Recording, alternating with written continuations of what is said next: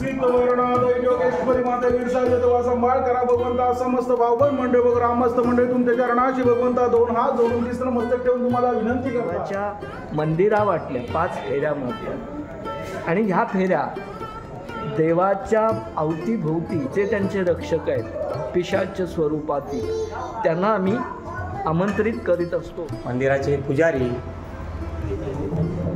श्री कालभैरवनाथाला आणि योगिनी मातेला स्नान घालतात।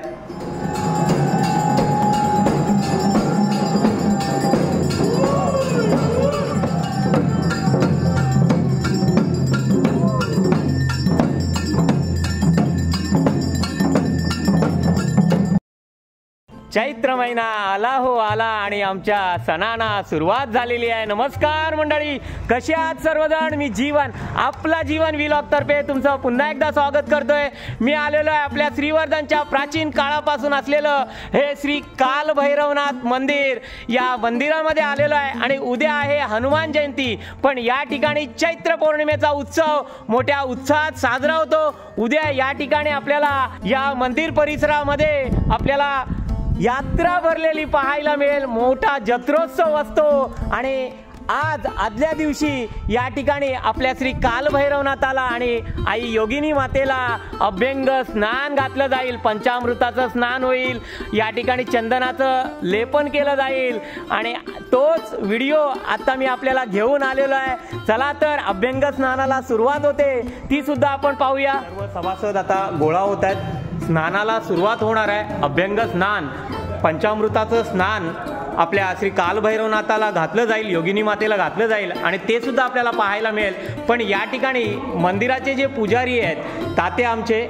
जे महादेव भगत हे सुद्धा आज ज्या पंचामृताचं स्नान होणार आहे आणि ही प्राचीन जी प्रथा आज तागत आपल्याला या श्री कालभैरवनाथ मंदिरामध्ये पाहायला मिळते।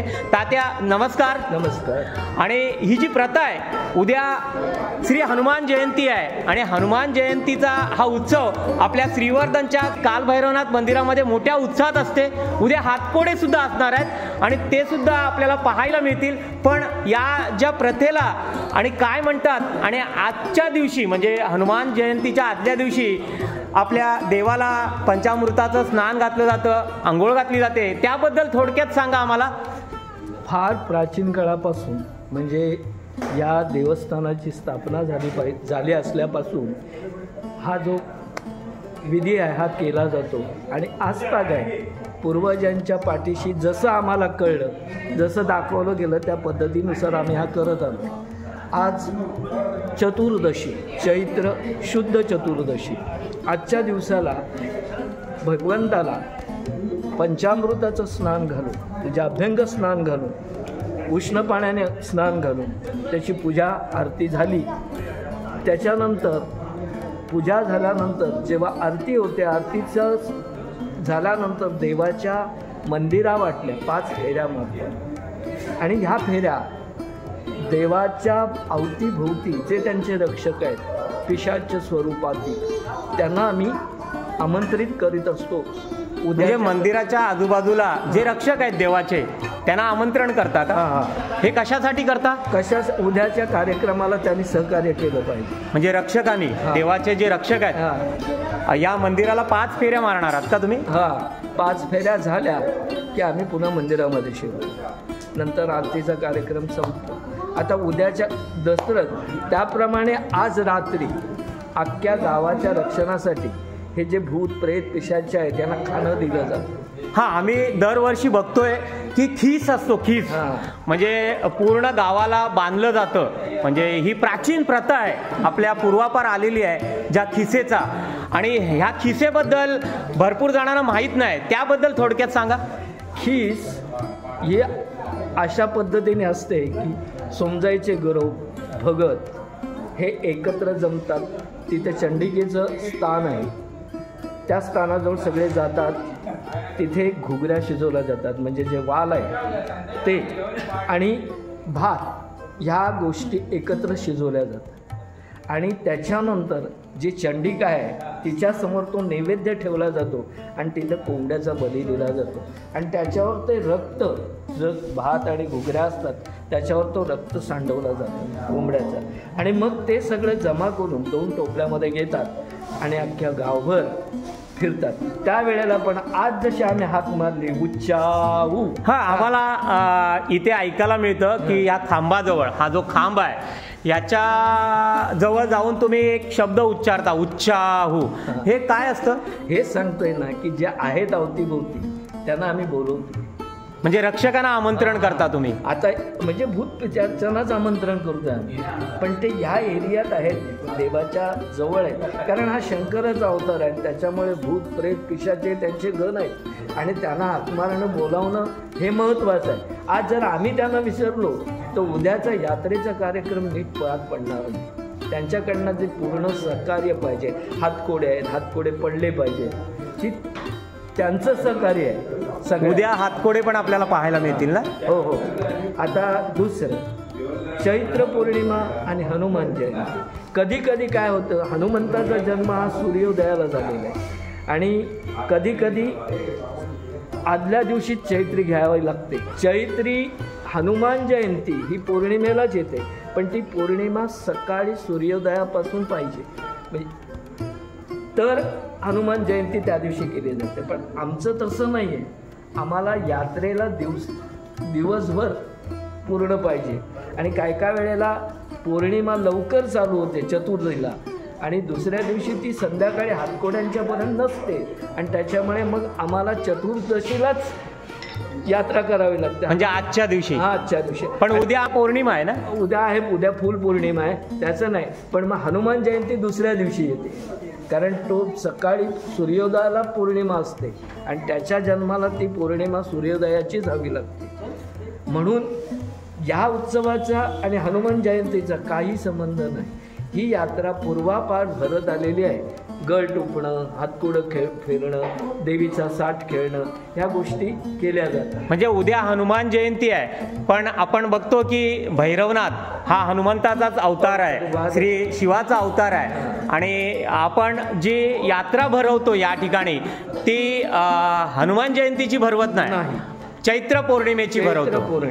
बघा, आपल्याला या ठिकाणी पाहायला मिळते की तात्यांनी पण सांगितलं, जे मंदिराचे पुजारी आहेत महादेव भगत यांचं नाव, यांनी छान अशी माहिती आपल्याला दिलेली आहे की चैत्र पौर्णिमेचा आम्ही हा उत्सव या ठिकाणी साजरा करतो आणि उद्या हातकोडे सुद्धा आपल्याला पाहायला मिळतील. तात्या, धन्यवाद. आणि छान अशी माहिती दिली आणि अशीच प्रथा आपल्या श्रीवर्धन गावामध्ये चालू राहू द्या. चला, आता पंचामृत स्नान देवाला घातलं जाईल, ते सुद्धा आपल्याला पाहायला मिळेल. श्री कालभैरवनाथ मंदिर प्राचीन काळापासून या मंदिराला इतिहास आहे आणि हे छान असं चित्र शिवाचं तांडव नृत्य करताना आपले श्रीवर्धनचे स्वराज भगत यांनी ही पेंटिंग केलेली आपल्याला पाहायला मिळते. बघा, छान असं शिवाचं हुबेहूब चित्र स्वराज भगतने रेखाटलेलं आहे.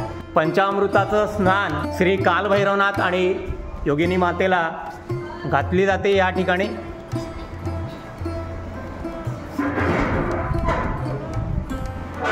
चला, या ठिकाणी श्री कालभैरवनाथाला पंचामृत स्नान घातलं जाते.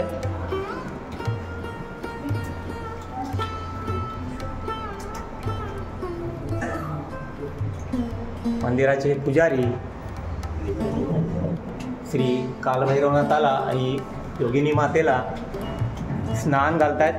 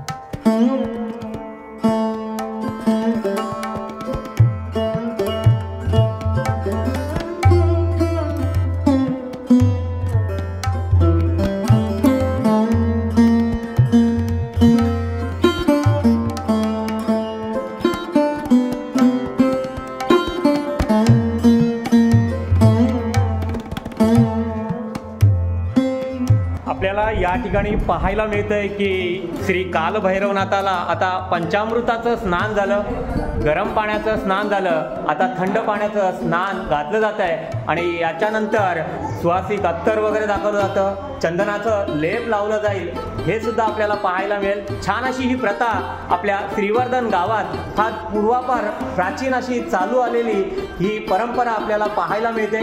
चला आता आपण या ठिकाणी आता थंड पाण्याचं स्नान सुद्धा भैरवनाथ आणि योगिनी मातेला घातलं जात आहे आणि आता चंदनाचा लेप वगैरे लावला जाईल, तो सुद्धा आपल्याला पाहायला मिळेल. श्री कालभैरवनाथ मंदिर ट्रस्टीचे हे सर्व सभासद आपण या ठिकाणी पाहतोय.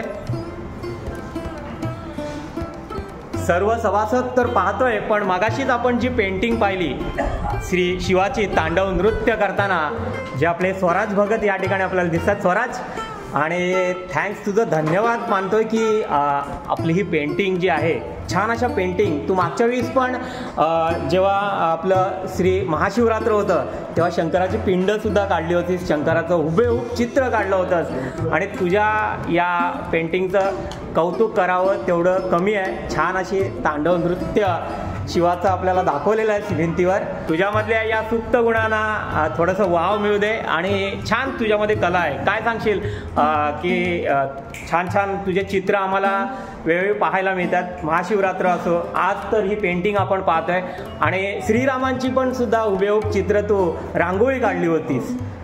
काय सांगशील श्रीवर्धनकरांना? खूप चांगली एक्सपिरियन्स मिळाला, त्यातून खूप काही शिकायला मिळालं, खूप काही नवीन करता आलं मला या ठिकाणी. या मंदिरात मी कालभैरवाच्या मंदिरात जी पेंटिंग काढली ती माझ्या आयुष्यातली आत्तापर्यंतची खूप म्हणजे सर्वात मोठं कॅनव्हास जे म्हणतात त्याला ते होतं. खरंच स्वराजने आपल्याला सांगितलंय की त्याच्या आयुष्यातली ही जी पेंटिंग आहे, मी पुन्हा एकदा आपल्याला दाखवणार आहे, पण स्वराजला एक प्लॅटफॉर्म मिळाला पाहिजे की पुढे जाण्यासाठी आणि आपले श्रीवर्धनकर तर तयार आहेत त्याला पुढे नेण्यासाठी आणि स्वराजला एक प्लॅटफॉर्म मिळाला पाहिजे. सुप्त गुण आणि कलागुण स्वराजमध्ये आहेत. छान अशा पेंटिंग स्वराज करत असतो, त्याला वाव मिळाला पाहिजे. प्रभू श्री कालभैरवनाथ आणि योगिनी मातेला आता स्नान झालेलं आहे आणि शेजारीच असलेले आपले रक्षक हे जे आपल्याला पाहायला मिळतात त्यांना सुद्धा स्नान आपल्या मंदिर ट्रस्टीचे पुजारी जे आहेत त्यांनी स्नान घातलेलं आहे.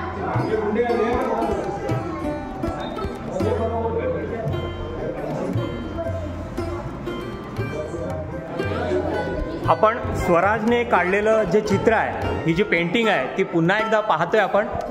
छान असं तांडव नृत्य त्याने दाखवलेलं आहे. स्वराजच्या या कलागुणांना वाव मिळाला पाहिजे. छान असं हे चित्र त्याने या भिंतीवर रेखाटलेलं आहे.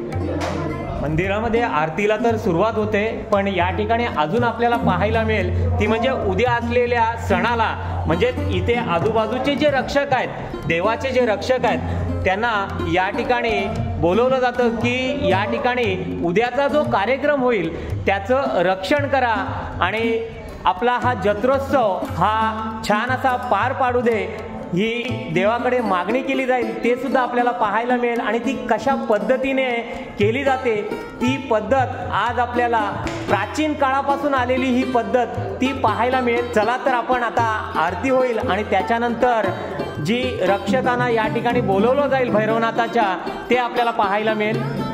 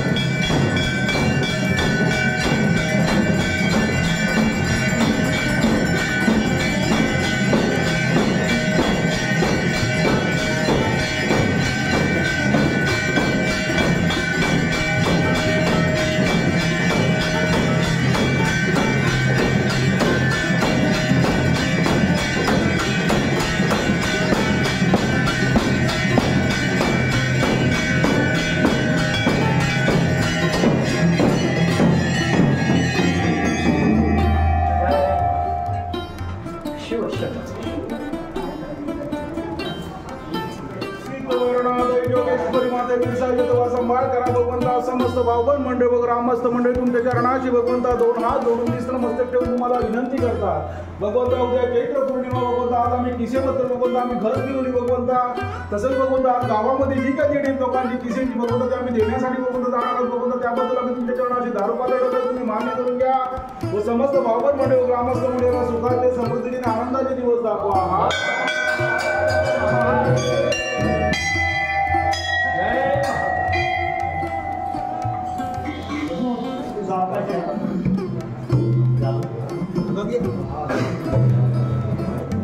आपल्याला छान अशी ही पारंपरिक म्हणजे प्राचीन काळापासून आलेली ही प्रथा आपल्याला पाहायला मिळाली.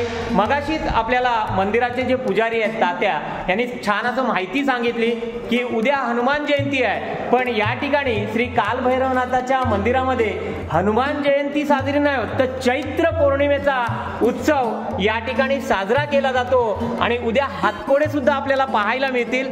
आपल्याला पाहायला मिळालं की मंदिराचा हा जो खांब या ठिकाणी उच्चारण केलं जातं आणि ते आपल्याला पाहायला मिळालं.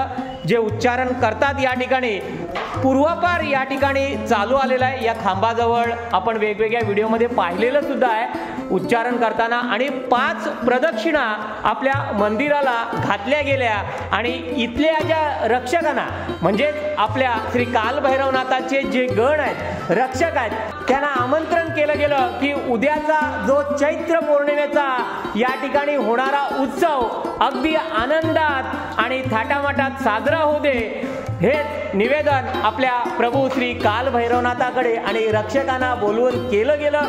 आपल्याला सुद्धा ही प्रथा आवडली असेल तर आपल्या कमेंट्स बॉक्समध्ये कमेंट्स करा. आणि जाता आता एवढंच सांगतो, आपल्याला जर हा व्हिडिओ आवडला असेल तर आपल्या व्हिडिओला लाईक करा, सबस्क्राईब करा आणि सगळ्यांना शेअर करायला विसरू नका. असेच नवनवीन व्हिडिओ तुम्हाला पाहायला मिळतील. चला, धन्यवाद.